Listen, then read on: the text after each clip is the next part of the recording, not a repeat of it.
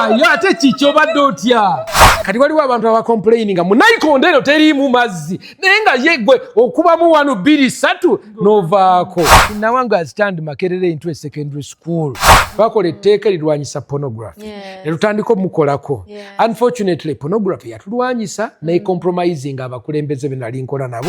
Kati abavubuka nze nyina bayigiriza okusogola. Owulira ate bamanyi nozo kankibabulire tebamanyi.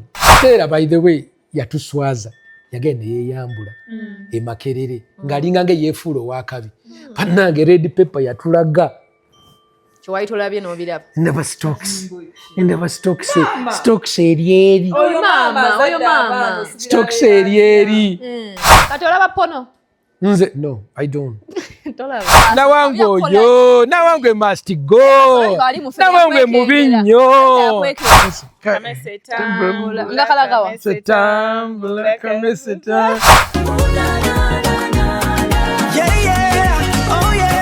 Spilling the tea, get the inside scoop.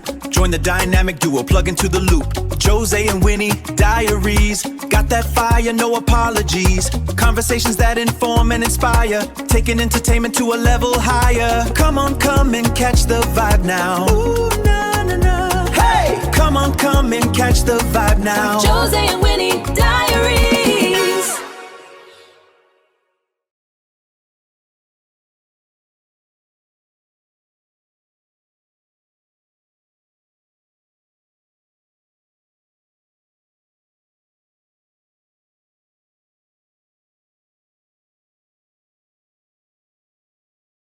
Inga mukama yatuwa ensi njagala nkugitwala ogirabe ofuluma mu Kampala just a few it's a completely green open place.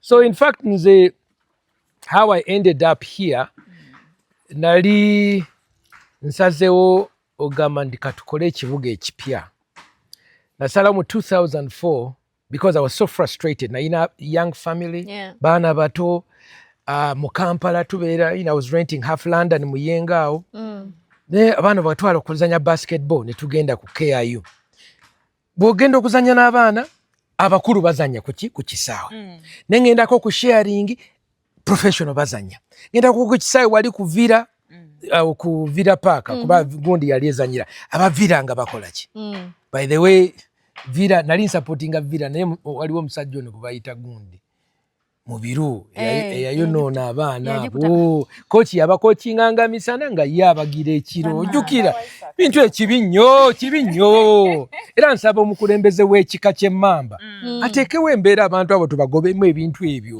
kuba oleka otya omukazi omulungi ng'ono alina kasikini laba n'ogenda n'ofumita ebitali bindaazi you know what I'm saying? We know. Onzijeko oba kikyo badde ombuuza. So anyway ekibuga nenda Kampala tekyalina future nenga tukole ekibuga ekipya. So nenoonya eventually I went Kyaggwe is where I decided to build a new city. Kyaggwe? Kyaggwe Masaka? Kyaggwe Bukunja.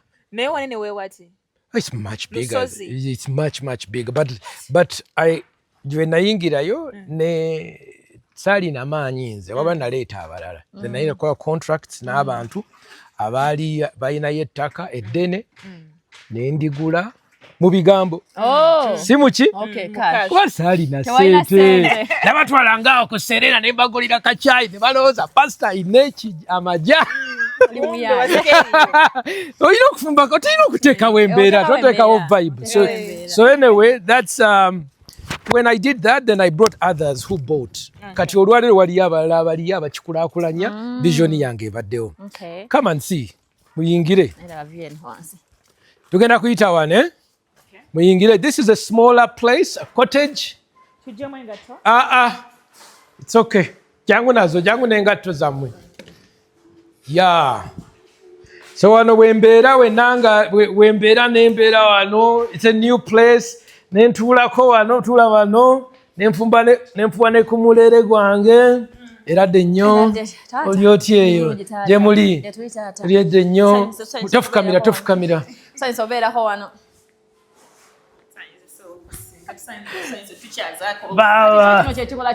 kino kye kigoba emizimu lwengirawe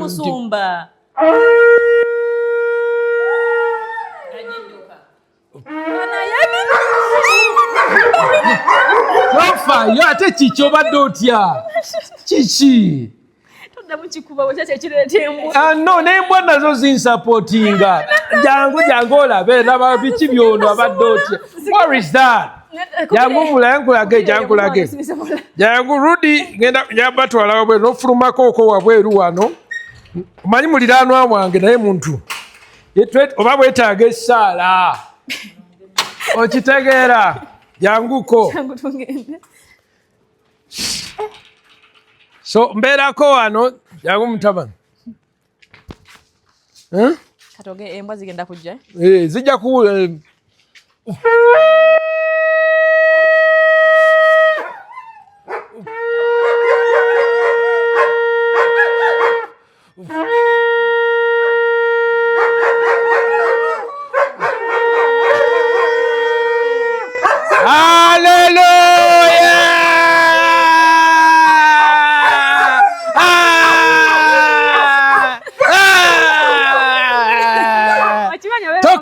Tokendeeza yongeza. Wala nalinganga nfuuwa manyi kubanga wano wembeera wano mu Buganda unfortunately bwe twalokoka abamu tebaalokokera ddala. Katukyalina ensozi ezisinga abantu baliko ki? Sangako misambwa, osanga samiraabi biki. Kati okuteekawo embeera nti onzi oli muntu wa Yesu.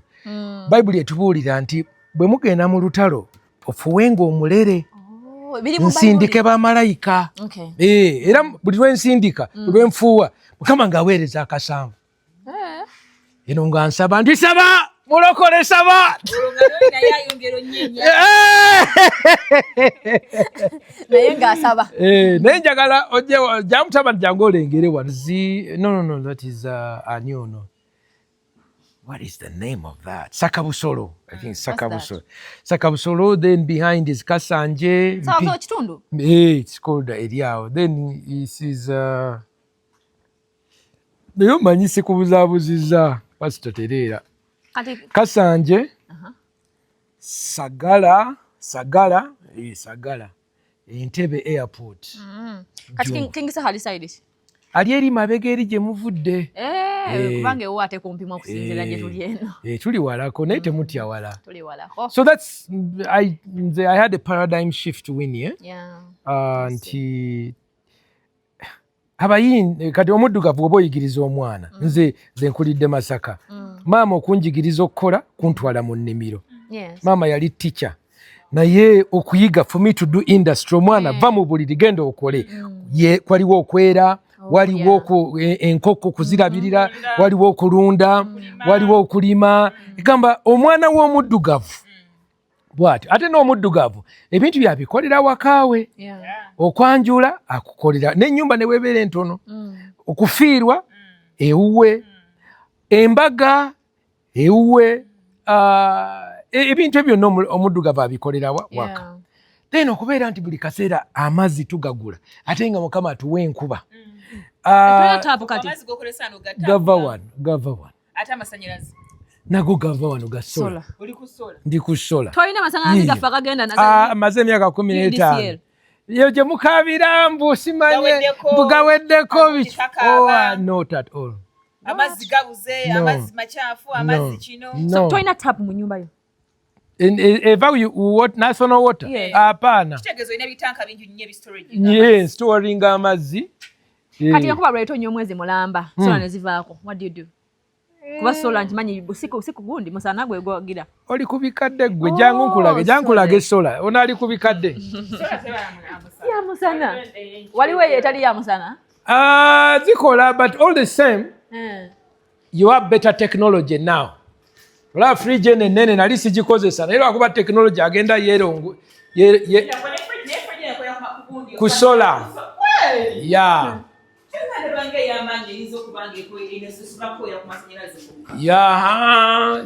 Sola jango girabe akwata video widi kankulage.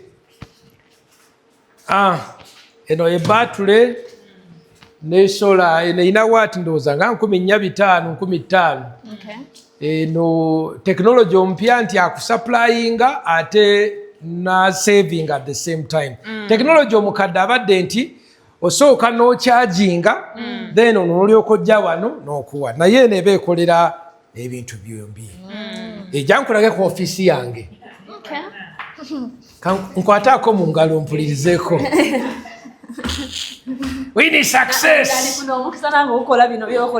Okitegeera kitwale mulokole although gina atotyayo genda kuteekawo ndi mukuzimba bibeerawo ebityo. Kati eno ye ofiisi yange and studio ekitalo kiraba nange akubeera content maker. Gonna be a content maker. Ogwo gwa Musa. Ogwo gwe mugo gwa Musa kwatako ogolabye. Ogwo gwa Musa. So this is going to be ndi musomi. Bwekitegeera mwe temwagala kola mulawula video Netflix. Njangola kati wasoma mu kirasi ki? Nasoma naye nbe nasoma bitabu byokusoma ebyo kasi asobola kusoma muno butabu. Kati babakola bubi. Tekeketala. Okuliza Kawanyo wiliza za kozi ngasobola okuliza obutabu kuba waliwo audio. Kati Nelson Mandela, The Long Walk to Freedom. N'olyoka osoma n'omanya abantu gye tuvudde kati bana ba South Africa abatulwanyisa ate nga Mandela twamuyamba okitegeera. So page ziri mmeka? Page zizo 43. Yes, n'osoma n'obeera ng'oli mu kirasi kitegeera Bible history. Kati eri wabo bujibu studio ne chikulu kyacho kikwata ki content kikacho wa kanisa. No, nze bukulembeze bw'eggwanga n'amawanga. Bukulembeze bw'eggwanga n'amawanga. Kati eri wabo kuzina Bible pasa bujengo je yayote itali ntuufu. Kuba mulimu etali musoma je. Simanyi. Okay. Studio za Kampala tumanyi zibera mu ekisenge. Kati waliwo ne kikino. Ekisenge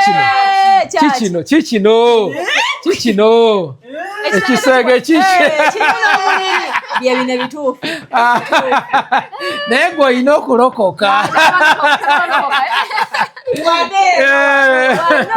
Awo. Naye when I was just using here when I was moving, shifting, kutereza. So these are my material. Ekitabo kyange okiraba kiikyo. Your book? My book, Africa's Resistance to Homosexuality. Okiraba. Why are you gay? Why are you gay? Why are you gay? That is it right over there. You're a legend. So I have a book. I should get you a copy of it. Where could one of my books be? You know, kufuna ye kitabo. Then eyo should be kwatira akawo. You know, kufunira ku kitabo neka notebook. Where is a book? I have one of it here. Yeah. Okay. Oh. And a t-shirt. Okay. You know, I gotta get a t-shirt. What is that, blue? Nyakufunira t-shirt. T-shirt and white. This is my book. It's called Why Are You Gay?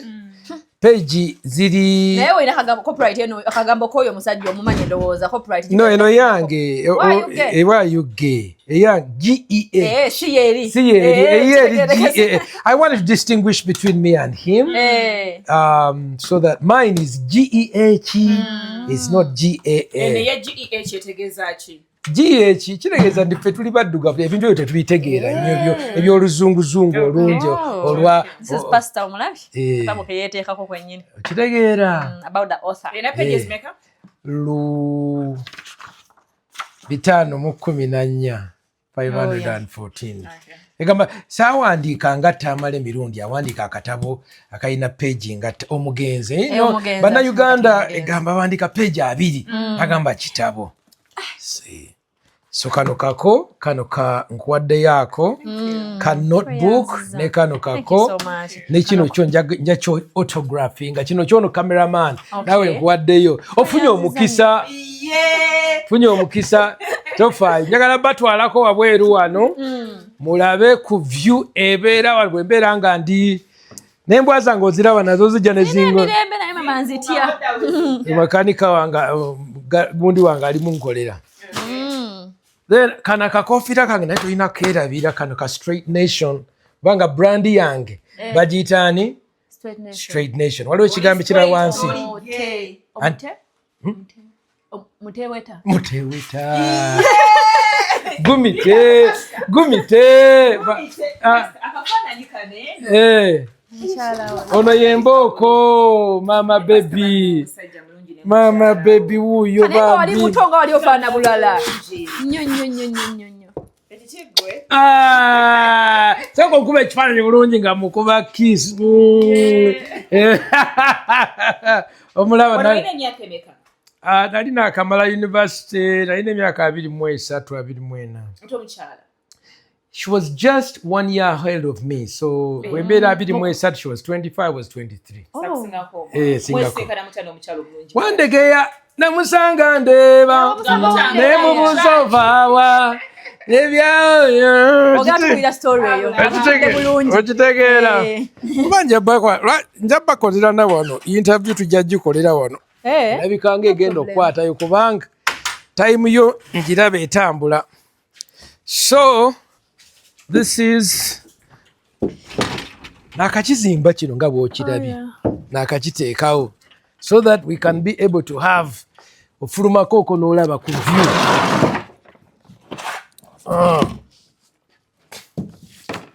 Kiri kitya wano otulaba n'olaba vyo ennungi kacyayi ne mami tegeera nga kigenda bwe giti kamese tambula eno ennyumba katambula we kati jangu mulage when you are playing what was it?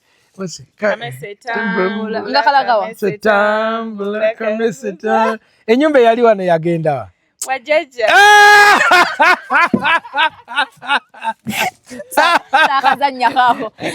omanyi nze ndi musumba w'abavubuka nga mmwe Makerere lwako omusajja oyo nawangwe nawangwe oyo nawangwe must go nawangwe mubi nnyo nawangwe yaggalawo ekkanisa yaffe mubi nnyo yakuwa nsonga kinga jigalawo simanyi nawangwe azitandi Makerere into a secondary school omanya ine about the vice chancellor oyo yankola bubi nnyo nali Makerere emyaka nga 30 nga tubulira abavubuka enjiri tukola prime time nyina gig gyenkola ku swimming pool every Saturday and people loved it. Then during COVID everything shut down. Then we twagenda okugulawo after COVID nabaga nti amwe abalokole tetubamanyi fetumanyi bakatoliki basiraamu naba Anglican konze kiba kitya mu Uganda enempya ne batandika excuse everything abalokolete muli organized abalokolete mwasoma konze nze nasoma abalokolete tumanyi nti mulina order konze ngatenga tulina ebitongole ebitutwala so nembaga nape mutuwe kwa balokole kati wetu libokola national census balokole tuli 15%. Right. Banje Kitegeera so eventually when nagezaako okwogera nabo sadly kubanga abantu abalimu abalokole mwebali abalokole beetya by the way kubanga omusiraamu bw'abeera nga yafuga ekintu talina timuteekewo wemusabiraawo olowooza omusiraamu ayinza okitya anti basambo tebaleekaana balokole muleekaana si kyekyo nze kyenjagala ekimu what I admire about Muslims is they train men to be fearless and confident. Era bwe tuba tulwanyisa ebisiyaga abantu abatera okumbeera wano ku left ne right babeera basiraamu balokole bannange ne banneeyongerako emabega wano ne mulumba kitegeera naye abasiraamu singa yali omukulembeze mu university ng'ono council chairperson Lona Magala nanina banja abali minister wa education mulokole Janet musumba bagenda mufula bishop kati lwaki bambonyabonye eno ne baggalawo nawangwe naggalawo then waliwo abasiyaza abatanjagala ne baga mumugale so ne mbatwala mu kooti kuba nange nasoma katubadde twetwala mu kooti era bali kumpi kusalawo naye nga ebintu birabika tosobola kubeera nga public university ate n'ogamba nti abasiraamu ojja bbawa Anglikani n'abakatolika ate abalokole tokukola ki tobawa tubatwala era anytime tugenda bayita tukole pate ku Freedom Square nga tuwangu naku 7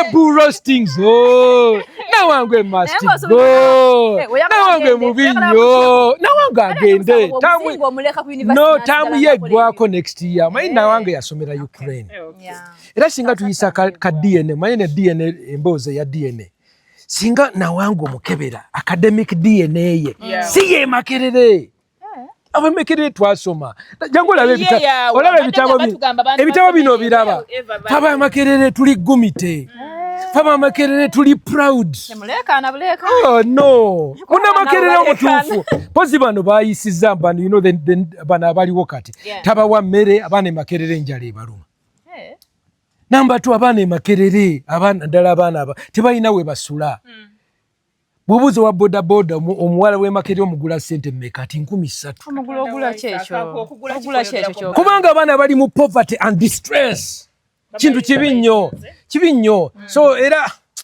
sagala kwogera ku nawange is so bad nawange yagira kyaki yo bambi yagala we kanisa yaffe soludde okusumba kati wadde n'osumbira wa weesumba wekka toyina no nsabira wano ni aba followers kati emyaka 3 nze abantu bange bonna bwe nva ku nnyonyi omuntu annyaniriza owa security mutabani wange yayita mu prime time akulembera ku immigration akuba stamp pastor okomyewo pastor nali nawe mu 2 pastor wampa bible mu 2:5 bwe nyingira okufuluma ababantambuza bwe ngenda mu banka manager ga pastor jangu wano pastor tuwenyanjulira pastor gwe wansomesa wa Makerere bwe ngenda mu parliament oyo Asumani basalirwe yakuba etteeka eryokulwanyisa yali guild president 2001 abantu bange in fact even the university secretary oyo Kiranda ni mutabani wange na wangu yakuyingira ati anga ndabali wa manyi ye yava Ukraine tajja mu big go abantu ba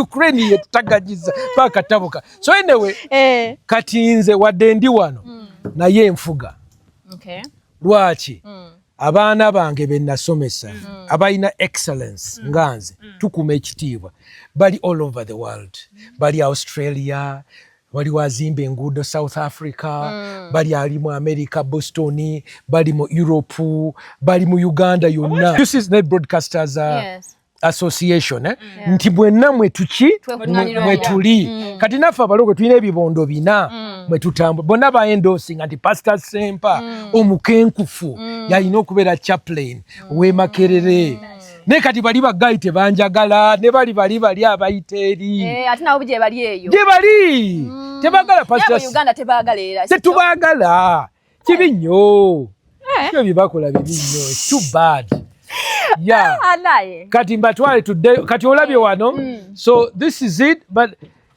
nze I think if bwe mankubiriza abantu mu investment we should invest into jangu dda wano maaso nga nandi wano we should invest into agro-tourism lwaki agro-tourism kyekintu omuntu kyasobola okuyingira mu mpolampola naye n'obeera ng'ofuna ssente bizinesi zonna nali nzigezezaako nze sitya ne radio nagigula radio na broadcasting kati gye nasemba nayo yali eno gye next radio 106.1 zinagibaguza yali yange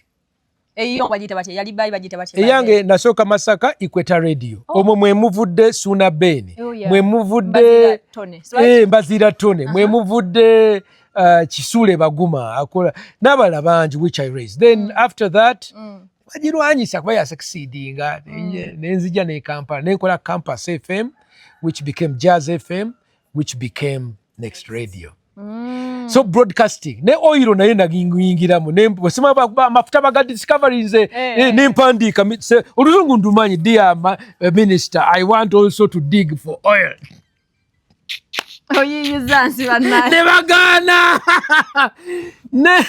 oba bekibi esigezeza Uganda tugezaako so I tried all the businesses n'ebyokulima ne Kabushenga yatugamba tulime ne nima vanira nalima n'emiyembe n'emichungwa naye natomera teryabigula era ne vanira nengera nemutema Kabushenga yantomeza era kati ye yasimba mwanyi ate olwokuba ye yali akolera mu gundi New Vision mayi kati bano abakolera mu gavumenti motivation speakers yagamba nti naawe kiyingire naye kakati ye buli lwaba ava ku New Vision ogenda eri ku farm olowooza motoka kijjakozesa 2 generator kijjakozesa driver amuvuga avaawa era kati ne bino ebisigalawo wano simanyaku bino bisho bino olowooza babitwalawa kati mwe mubeere eno simanya motivation what but anyway natomera kati nze I want to encourage people. I think the biggest or the next big thing we should invest in is agrotourism, building cottages or places for people to go, promote it, then people come from all over the world and they stay in it. Kati gwe nawe kati ne Kansime nalaba yakola very beautiful home. Kansime na wale olwokuwa manga tokyakola gigs tuna dola kati nange ettaka weeriri naye so kati we nasookedde kwe kufuula ennyumba yange my house njifuula guest house okukyaza abagenyi wetusoose era ngenda batwalawo tabani wange agenda kujja bafumbire tulye ku mmere era n'abantu babuulire nti pastor alina ekifo oba olina cooperative enti oba pate n'embaga by the way ekifo nsobola okukolerawo embaga simanya bano abali team building picnic ekyo but I think we have a very beautiful country. It is for sure. Traditionally, tourism ebadde yabagagga nti mama divani yalina concession biki. But also chinecha Airbnb kireese opportunity for people. As long as you get a beautiful place, because of mulembe gwa meguli Instagram. So if you have an Instagrammable view, n'otuula ku munajja nagati man kati ng'Abachina tebafaayo nnyo ku bisolo ng'Abatuare bo baagala bifo biina vibe n'akuba ekifaananyi ateeka ku social media yaabwe Abachina kye baŋŋamba bo Abachina bino simanya ogenda okulaba gorilla not so much but beautiful photogenic places kati njagala Abachina bajje batukyalireko batuwe ku sente yabagiyitaani yani yuan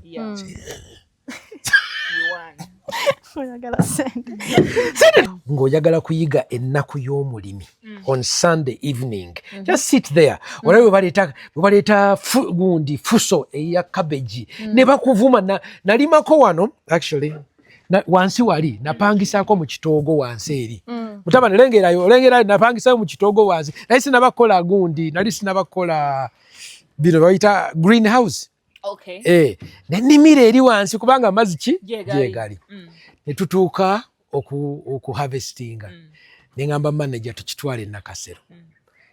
It was broccoli omumanyi very nice expensive banayi baavuma manager wange because that's how the system is set up. Teri honorable way nti omulimi azze aleese product ye this is the quality sente ziri bweziti teri waliwo babali bakadondozi abo kale ekyo ozereeti mwami gundi ow'egindi atuwa ku bbeeyi bwe lwaki gwe otuwa ku bbiribiri gundi atuwa ku lukumi ne bakuvuma.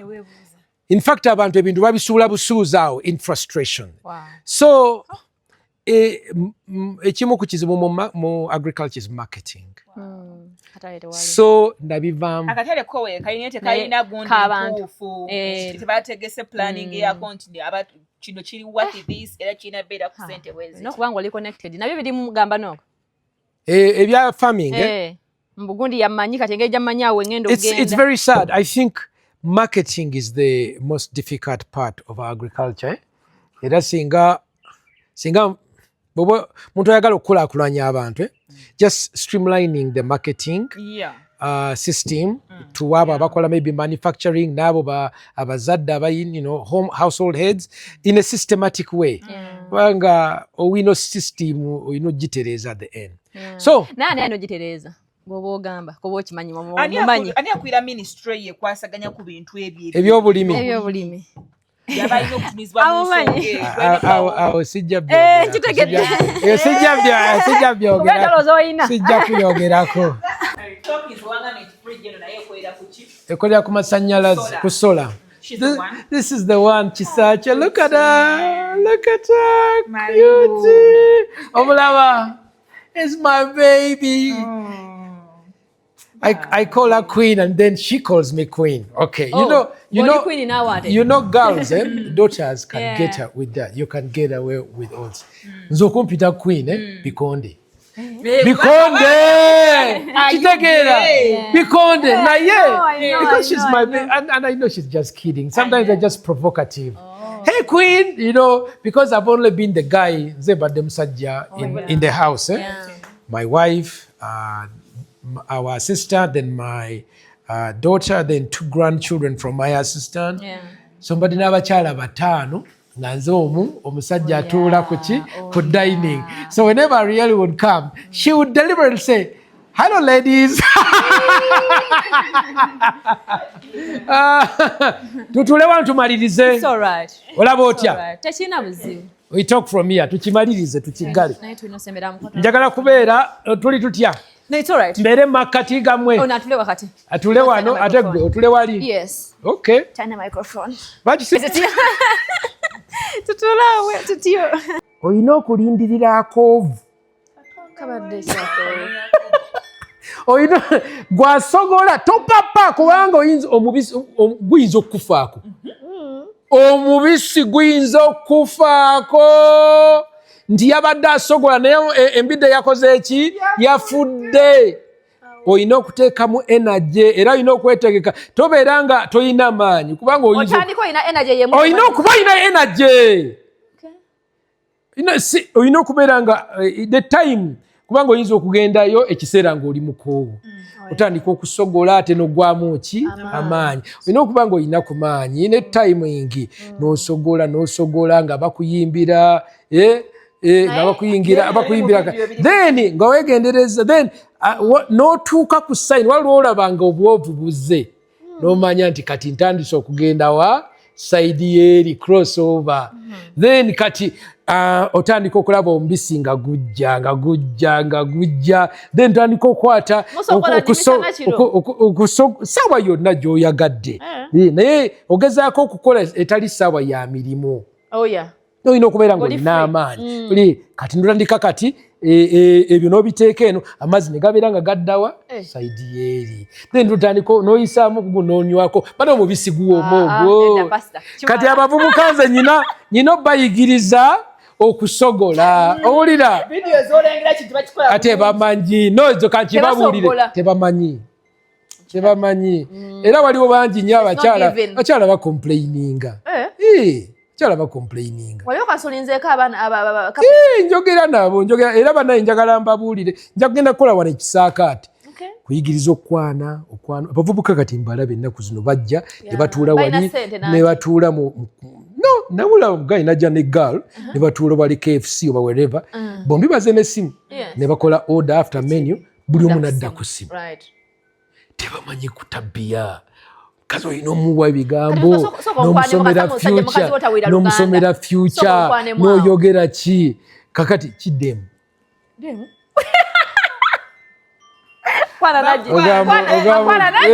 nyina omuyigiriza kakisinzira anti oyina okunoonya commonalities biki bitukwataganako kati nti oli mu blogging tiende banalabye show yo gundi ne gundi bana yabadde ennungi yabadde etya kati ndaba abavubuka wano ku Twitter tebamanyi waliwo balaba nze ne muwala wange my last boy pastor ndeete ente mmeka kunze okagudde totuuka kuwali soka onoonye ebintu bw'okwatakwatako pasita by the way ekitabo kyo kirungi pasita esaati eno nnungi pasita omugo gwa musawa gujjawa noonya ekiboozi twogere otabbiye then wootuukira ku nsonga eri ng'okoze omukwa. You have to have friendship. You have to have connection. You can talk but you have to have connection. So katulina abantu abakiggala naye nga tebalina ki connection. Kati ekyo kyonnyonnyonyo kyekimu ne bano era abasajja abatateekateeka nga olugira kumaliriza nansonga bambi nabo tebamanyi. Ate olaba musumba ennaku waliwo kye bagamba abazi ennaku abavubuka I have money sigenda bonaabona. No, it's not money. The success of love. The success of love, by the way, kankibabule kino yetteeka lya Mukama. Nze okusanyusa omukyala wange nensooka ne muyisaamu ggoolo n'emu 2 3 then nange nenteeba awo essanyu lyaffe. Omukyala alina okubeera nga kati ate bw'obeera ofokasinga ku ye kuba abakyala ye alwawoko ate bonna waliwo ne theory yange endala Pastor Martin Ssempa's theory of water tables. Water tables za njawulo era bw'oba okuba nayikondo eno theory of nayikondology. Nayikondology bw'onooba ogikuba kati waliwo amazzi ga nayikondo nga gali kumpi, waliwo nayikondo nga gali medium, waliwo amazzi ga nayikondo nga gali wala. Kati waliwo abantu abacomplaininga mu nayikondo eno teriimu mazzi naye nga yeggwe okubamu 1 2 3 novaako zonna ziba n'amazzi water table zonna zirimu ki kati olina okuba mpola mpola n'olyoko n'omanya nayikondo yo waliwo eriye ku mazzi gali kumpi naye nga zonna nayikondo era amazzi kola ki mwega. Kyobola abakazi abakyoli abasaba oluusi abakazi abagaana sinakakande simanya abakazi abakyoli but you men what do you want abasimanyibwabalina amazzi naye ng'omuntu olina omukwata mpola mpola. Kyenvudde ŋŋamba tibwotuukira ku ssaawa emu oba olina bw'otuusa naye nga focus ey'omusajja terina kubeera ku ye because automatically the man ajja kukola ki ajja kutuuka gy'alaga automatically. Naye kiba kibi omwami okutuuka omukyala tannaba ku even kufuluma garage.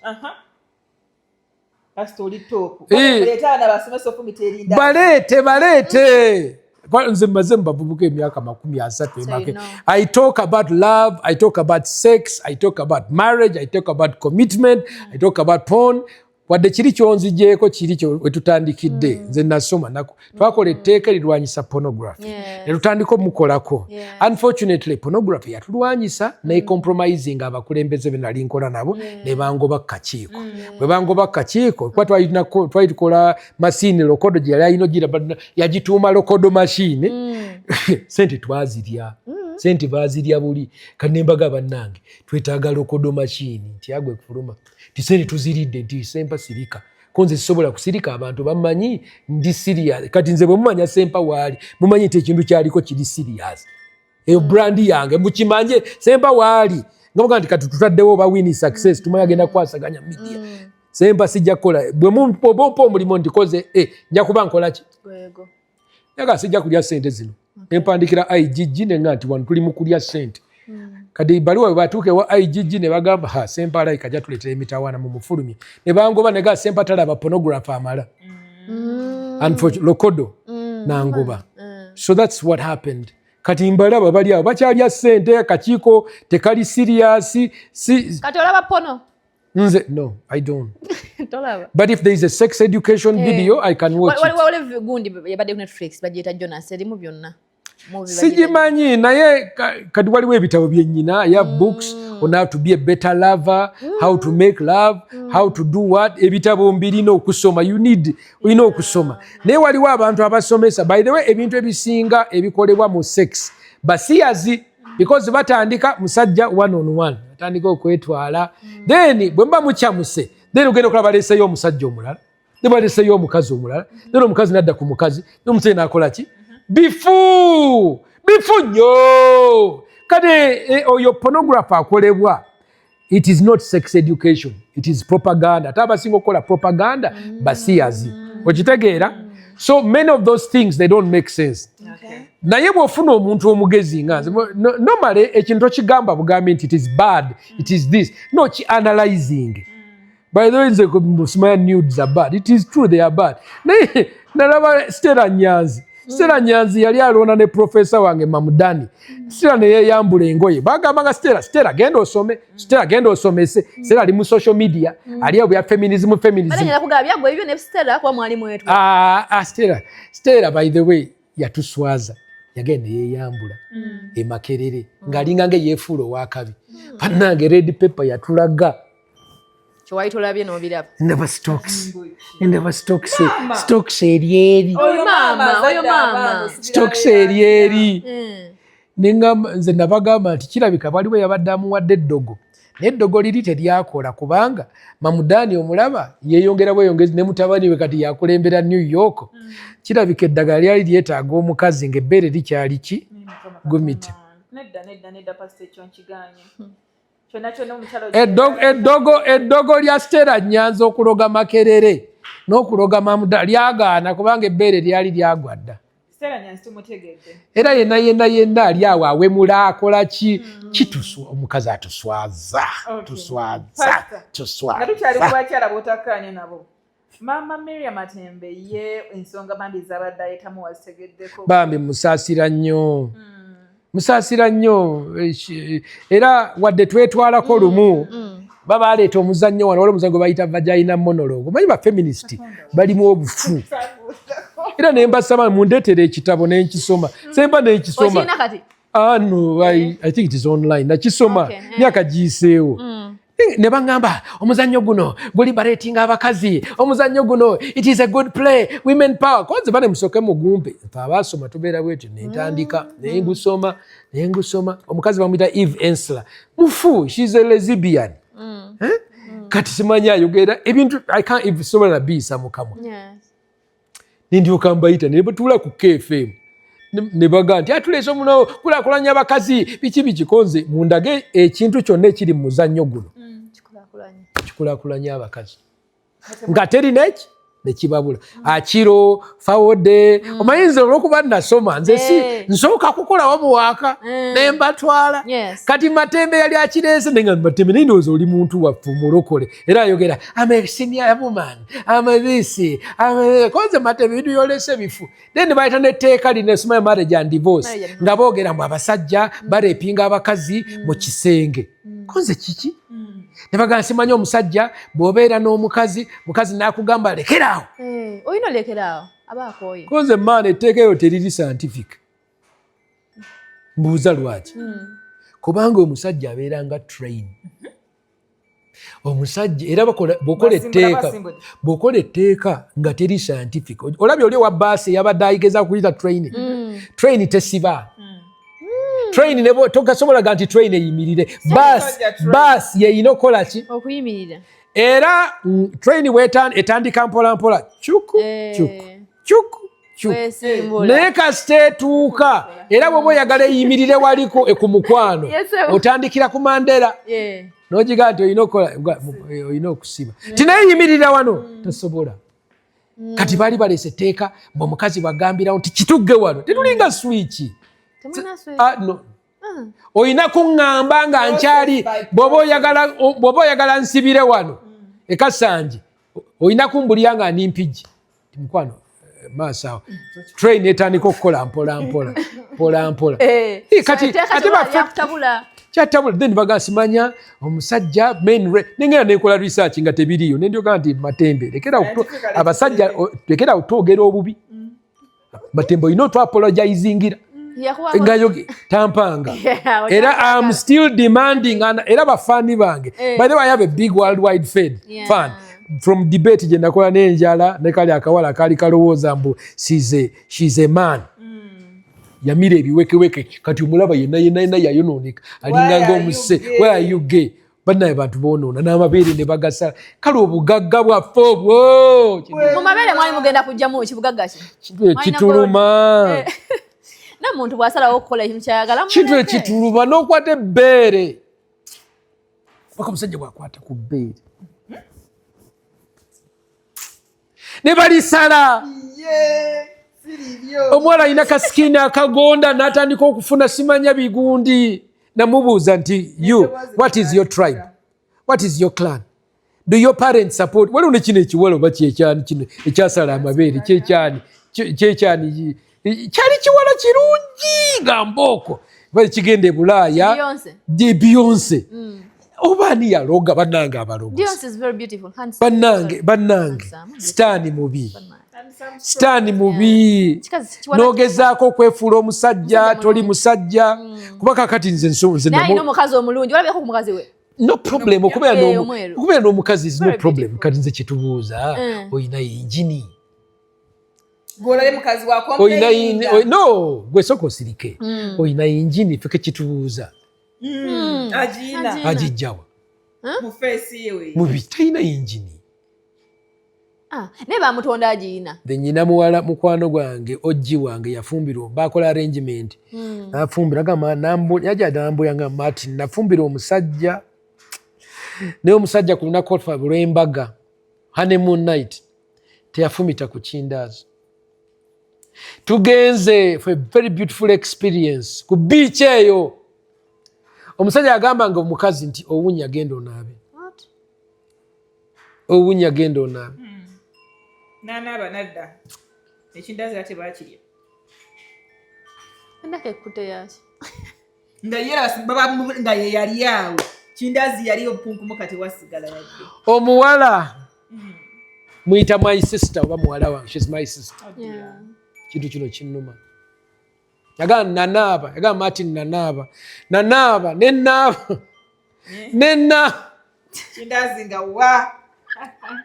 Nanaaba kati nze kinyiiza is the psychological torture ow'omuntu waffe n'omuzannyira ku mutwe. Okitegeera gw'oli mubiri ebyekifu omuntu waffe tumwagaliza essanyu afune ku ssanyu ly'amaka n'omutocharinga. By the way okimanyi nti no domestic violence mu ba lesbians esinga n'abasajja n'abakazi. Lesbians balina ebbuba akuba omuwala kubanga omusajja amulabyeko bawubira basajja kasita alaba omuwala oyo aba amufuga alina omuteekako omuguwa naye ate omusajja kati nganza alina equipment ate omukwala gyatakolaki gyatalina. Muwala kasita nemukwatamu essaawa wulira essaawa omusajja omulungi n'amukwatamu essaawa. Ekyo nabagamba bano ba lesbian mu debate yetaga nti bano abakazi bano aba California bali mu lesbian kuba tebafunanga musajja mulungi. Tujja baweerezeyo abasajja abagisu be baakomola mu mbalo abamanyi okudduka obulungi ensozi ezo babakwatemu basobole okumanya essanyu ly'omusajja n'omukazi. So kati bino oyo simanya Beyonce bambi musaasidde bamuloga ne bamutomeza. No, you can't. You can only be happy. What it is that? When you are offended, she doesn't have to complain. Fetumumanyi, she's not happy. Yes, faba mumanyi. Yagenda mu ddwaliro n'ejjako ebintu bulungi nnyo n'ejjako amabeere n'ejjako. Byeddalu. Lwaki kubaka nkubuulire kati ambira empeke bayiza steroids kati omubiri waliwo lwe gulwanagana omubiri. Njagala okitegeere kino. Tomala gamba nti nonzigyeko amabeere genda kufuuka musajja. Oyina empeke ze bayita eza steroids n'eza testosterone. Ka testosterone oyo alwanyisa ebirungo byo ebibyo ebya progesterone ekikyo. That is number one. Number two bagenda ne bakusala bukukolera akasolo. Bagenda ne bakusala eddiba ng'olabe ebiwundu bye balina ne bakukolerayo oguntuntu ogunyamanyama bwe bakuteekeko oguntu gw'omusajja. Kati tosobola kufuka ng'oyimiridde ng'abasajja weefuula gaayi oyambala ebigoyegoye ogezaako okufuuka omunene. You are not. Oyagala okuzaala oyina kufuna musajja kwebaka n'omukyalo yafuna bintu bya nsonyi. That's hopeless. Naye babeera awo simanya beeteeka mu butaala era nange it's just hopeless. Tulina obabuulirira bambi baabula. Naye nze nyina ba former lesbians abakivaamu ne bafumbirwa batuzaalidde abaana they are happy. Nyina former homosexuals. Kiri wakyo tuli ku bitabo tuli ku kitabo kino kikyo nange nembuuza tutuuseewa ku nsonga ngenda kuddamu kirilonkinga nakuba bwe natandikira twali tuyingira mu campaign n'ekitabo kyange kikino Why Are You Gay kitere nawandiika history yaffe culture yaffe wa gye twava abaatulumba engeri gye batandise they move like guerrillas mu masomero abazadde balina okumanya omwana omututte mu ssomero naye mu ssomero kati waliwo ekibondo ky'abasiyazi waliwo essomero lyange lisobola kwogerako gye nagenda for high school mbatadde mu kamera mu dormitories zonna kane babuza headmaster lwaki kamera mweziri kamera natakijjayo directly naye abalala baga nti tulwana n'abasiyazi bannange batulumbye kyetuba tulaba baana babakwatira mu toilet ate tusobola kwogera so olutalo lwe luli lunene naye neetaaga abantu bamanye Pastor Ssempa has done what he can nawaayo obulamu bwange ne reputation yange I did nandibadde nyina sente nyingi banga nze mbadde ntambula I'm a consultant in HIV AIDS nga njogera all over okwogera 1 hour nga mumpa $2,200 speech yange I mean that's not too much waliwo ababa $1,000 mingi but for me my speeches was starting at what $2,200 ongulira tiketi hoteli neki naye nawaayo kati waliwo abatajja kikkiriza because they are in their poverty mentality ne nayiwawo omubiri nayiwawo ki nayiwawo batono nnyo abasobola naddala ababali e Bulaaya bakitegeera kuba bw'oyogera ku kisiyaga bakulumba kwolwo ne ku mulimu gwo kitegeera you lose contract you lose business kati nze I have been demonized they've done everything against me kibadde kizibu naye I did it for my people then netuyisa etteeka si kwogera bugezi nti ekintu kibi netuyisa ki teeka nze naliwandiika tebakulimba nze nakwata peeni n'olupapula ne ndiwandiika mu kutandika kwalwo era abantu bonna kyannuma nnyo nti there is division but it's etteeka abantu bonna twali united bannayuganda NRM people power DP fena twali ki baali batono nnyo nga ono Fox Odoi ne Andrew Mwenda era kyova olaba nze Andrew Mwenda simumatira njagala bamufulume ne mu PLU lwaki alina okwetonda yalwanira etteeka ly'ebisiyaga bwe tugenda mu kooti yalirwanirira era n'olwaleero kati tugenda mu Supreme Court yayagala ebisiyaga bitongolwe nze no agamba General Muhoozi Andrew Mwenda mugambe either yenenye okuwagira ebisiyaga oba afulume ate nga mukwano gwange naye tuli ku two sides of that issue Mwenda nange tuli mukwano gwange he was a young man twali Makerere one of our communication professors Dr. Smith is our mentor tusinga twogera ekyo era bw'oyogera ku ekyo tetukwatagana Okay, cool. Tweyanziza nnyo akadde. Abaagala ekitabo kyange badde ngenda naku autographinga autograph mitwalo 15. Eja Uganda. So kirimu Aristoc osobola okifuna oba osobola okunkubira essimu nenkikudelivaringira mitwalo 15.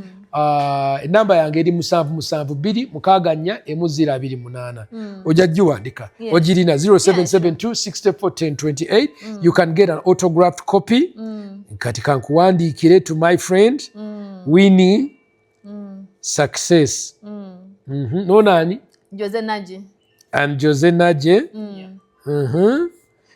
on lero meka 21st July 2026 ne signature nenjiteekayo nembagamba nti mujje tulwanyise ebisiyaga. Kati nina kibanjagala okuganga tunakumaliriza.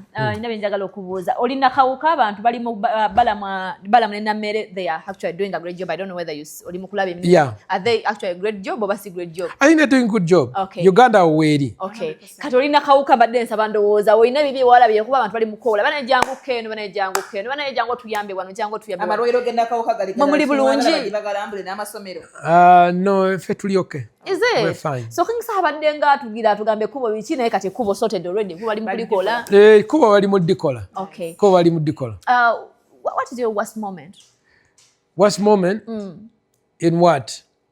moment zonna olina moment gye wawuliranga kimanyi bwenyeza kinyonyi. That moment that almost broke you. Yeah. In your life. Could be anything. Biwanvu. Ate ng'oli mu kuggala. I think to me. No, it's just nze zisembayo ziba naye. Olw'okuba nalwanyisa ebisiyaga abasiyazi banzigulako emisango at ICC. Ne banzigulako emisango mu American Federal Court. Nga neneebuuza ki kye nnina okukola ne nsaba gavumenti yange otuyamba naye tenyamba. Mikwano gyange, people that I thought would be there for me, they were not there. Mu kulowooza kwange ne nga nti nnina okweggyako obutuuze bwa Amerika ne ngenda ku US Embassy ne neeyambulula obutuuze bwa Amerika. Mukyala wange yali akaaba, nazaala wange yali akaaba, abantu ku Embassy baali bakaaba. Abantu abasinga beewaayo ne balimba okusobola okufuna obutuuze bwa Amerika. Naye nze nagenda ne bweyambula. It was a very tough day.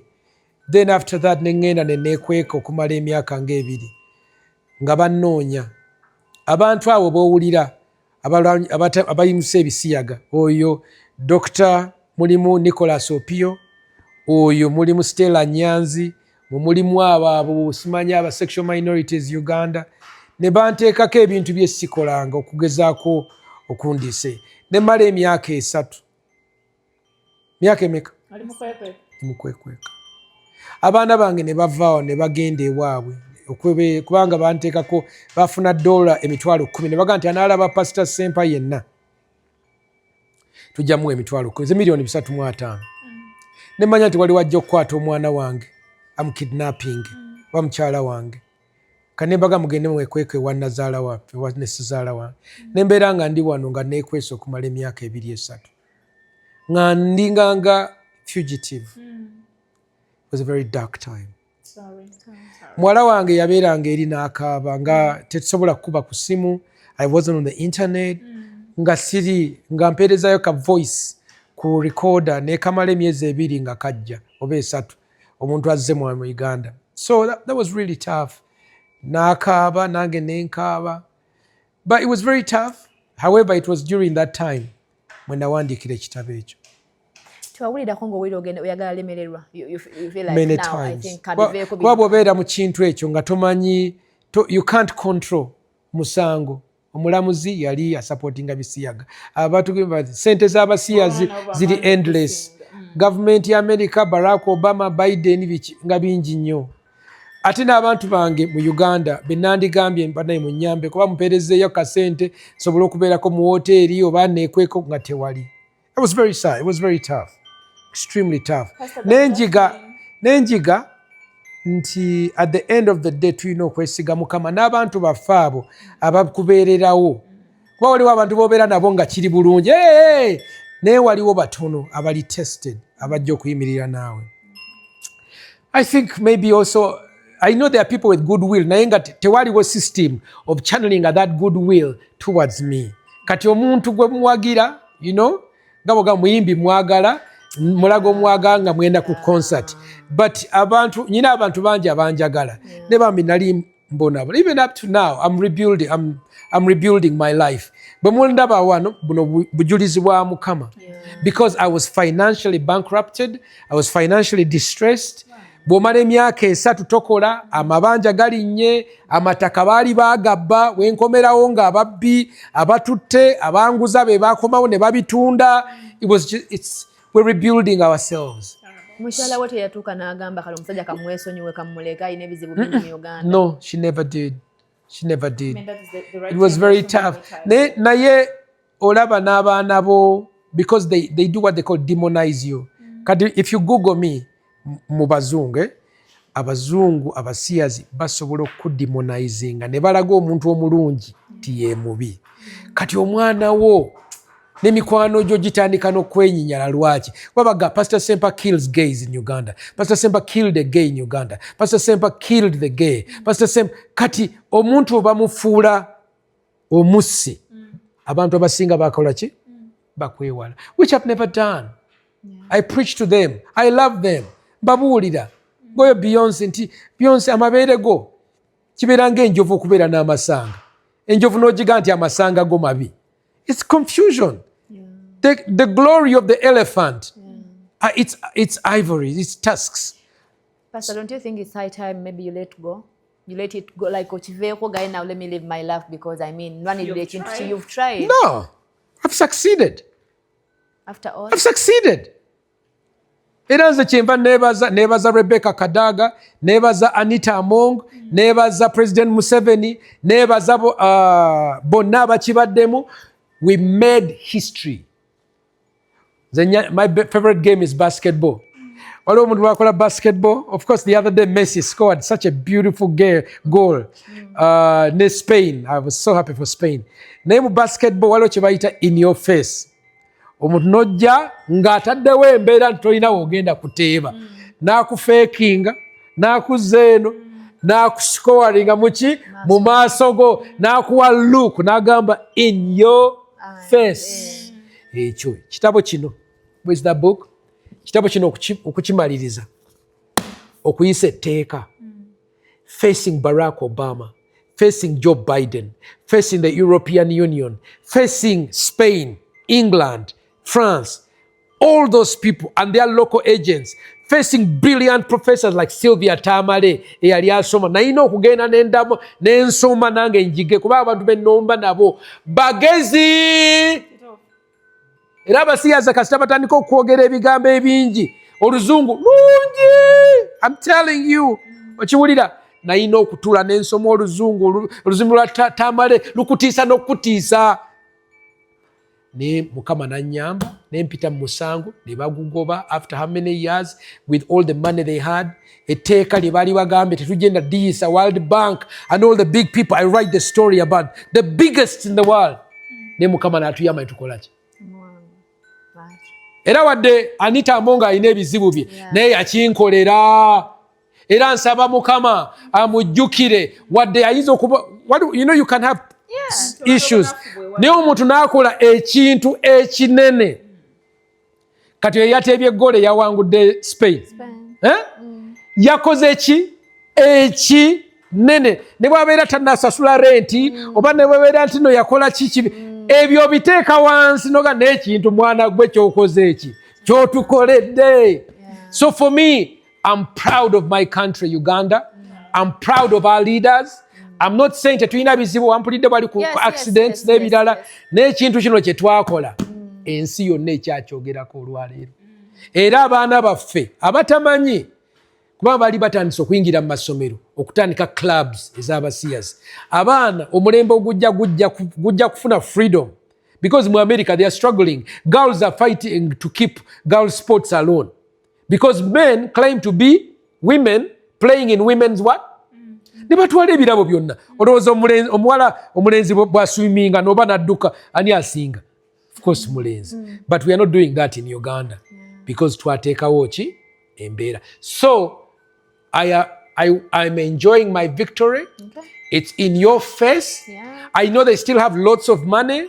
Bakyalwana naye Mukama yatuwaki kati twetaaga ate omulembe gw'aba foot soldiers abalala. Abaddako kyova olaba nti t-shirt eno njagala nayo mugifune. Straight nation. Nti bali bagamba we are queer batuyita straight. Be batutuuma kaze nja kukola ne t-shirt. Nekiteeka ne mu Luganda. Nti abatakola ki? Tusogola omubisi tugunywa. Best of regards. Yeah. Best of regards. I hope your blogging and your what and your media work and your family, I hope they succeed. Namwe mukibira Uganda pastor. Mukama Taata tukwebaza olwa Uganda, tukwebaza okuyitibwa kwaffe, tukwebaza n'ebizibu byaffe bye tuyitamu. Mukama tusabe eddoboozi lyo lyeyongere okuyimuka kubanga omulembe gw'okufa, omwoyo gw'okufa guzze, ogw'emagombe tugulaba mu bifaananyi, t-shirt, abaana bye bambala, ebyakawanga, balaga ttiimu yakufa naye ffe tuli ttiimu bulamu. Mukama tusaba nti wabeerewo enkyukakyuka, tuve mu ttiimu magombe tuyingire mu ttiimu bulamu. Wabeerewo essanyu, wabeerewo enkulaakulana, wabeerewo obumu. Mukama n'ebyo bye tukoze emisingi gyaffe gye tukoze ate gye tutwale mu maaso. Tusabye mu linnya Yesu Kristo Mukama waffe. Amiina. Amiina. Kale kuba ngalo kitegedde mulokole saba. Mukole Yeah, yeah, oh yeah. Spilling the tea, get the inside scoop. Join the dynamic duo, plug into the loop.